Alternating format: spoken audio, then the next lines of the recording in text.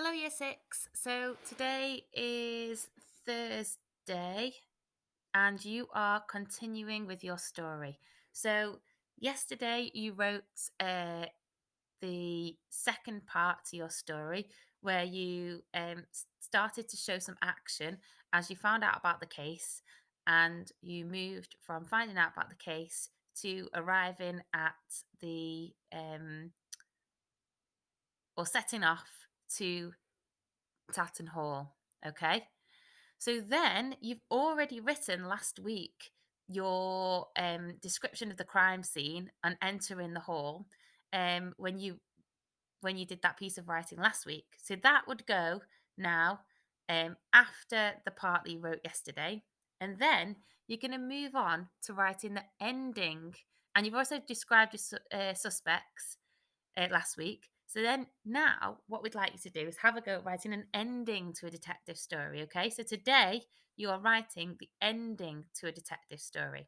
So if you have a look here, I'm going to open up the screen here to show you the plan for the ending of your story.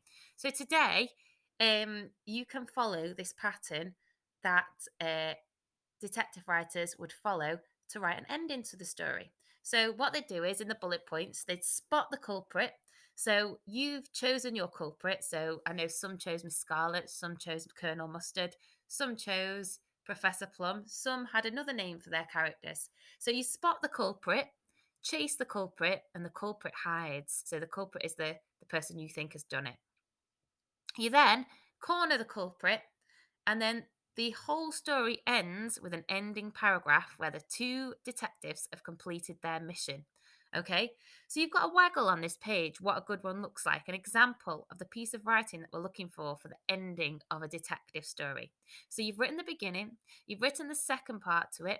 Last week you wrote a description of the crime scene and your main suspect, and today you write an ending of the story. Okay, so when you're spotting the culprit and you're chasing the culprit, you can think about the sort of sentences you use.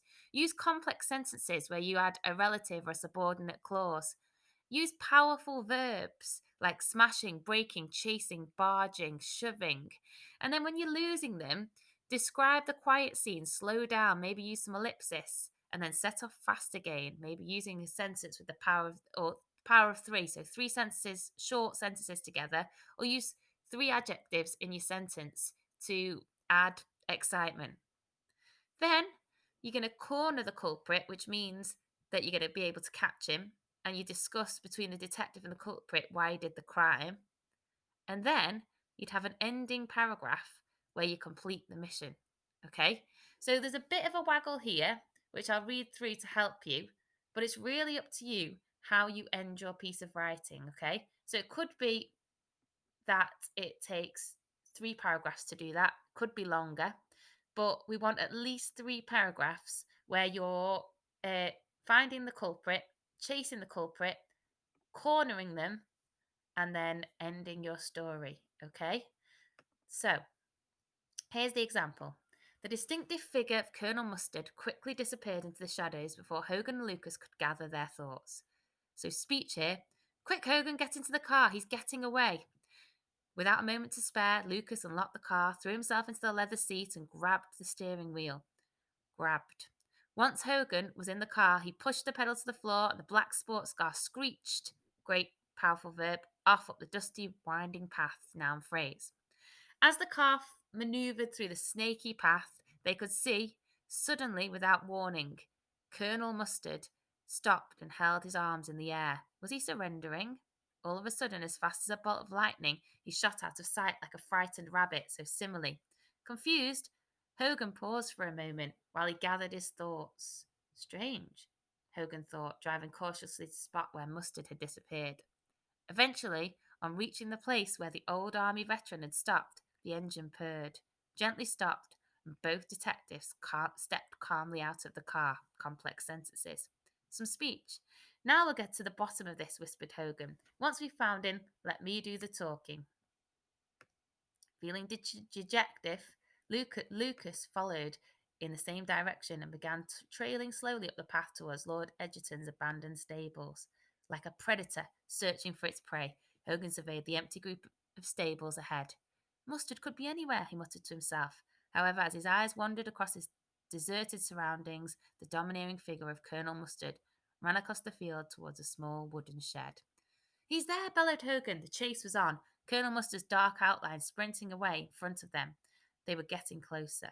There he is, exclaimed Hogan, glancing towards the French doors. The two detectives set off again in hot pursuit, with Lord and Lady Edgerton watching from behind the bay window. Turning the corner, Colonel Mustard crashed past the first building, only to be met by a huge brick wall. He was trapped. Moments later, Hogan arrived with Lucas, stood triumphantly at his side. You can't get away now. Pack it in and hand over the diamond. You're trapped, Colonel. You may as well give yourself up. Mustard stood frozen on the spot like a frightened rabbit, his eyes wide with panic. You think you're so clever, Hogan. You and your interfering assistant. You'll never learn the truth. And then it continues as we said it would do. So now he's about they lose him, and then they're going to catch him again. So charging up the path, Colonel Mustard was desperate to find an escape route. Hogan and Lucas wasted no time getting moving. Following close behind, they charged up the gravelly driveway, leapt over a grand statue, and stopped briefly by some stone steps. So as you can see, it's getting faster paced with the sentence types as well, shorter sentence types. As Colonel Mustard ran towards a line of conifer trees, they set off in hot pursuit again. Hogan, who was the quicker of the two, was closing in on him, whilst Lucas, who was carrying an injury, struggled to keep up. Moments later, there was a crash as the two detectives bumped into each other and Mustard disappeared. Carefully studying the trees for movement, they gasped to regain their breath. As their hearts beat noisily in their chests, Lucas suddenly caught a glimpse of a figure moving in the reflection of the lake. There's our man, gasped Lucas. Without stopping to think, Hogan sprinted off like a greyhound chasing a rabbit. Tearing across the grass, he crashed through the line of flower beds and flew over a narrow pond, landing just a few meters away from the unrepentant Colonel Mustard. As Hogan struggled to his feet, Mustard charged off towards the old gardener's brick buildings. Hogan was getting closer. With a thud, Hogan clashed into Mustard, and they both came crashing to the ground. Lucas and Hogan pulled Mustard up. They had him. This time he wasn't getting away. Police siren, becoming louder as it neared the scene, meant that for now Mustard had been stopped. Would it be for good? Who knows? So, children, as you can see, the waggle is quite long. The example for today.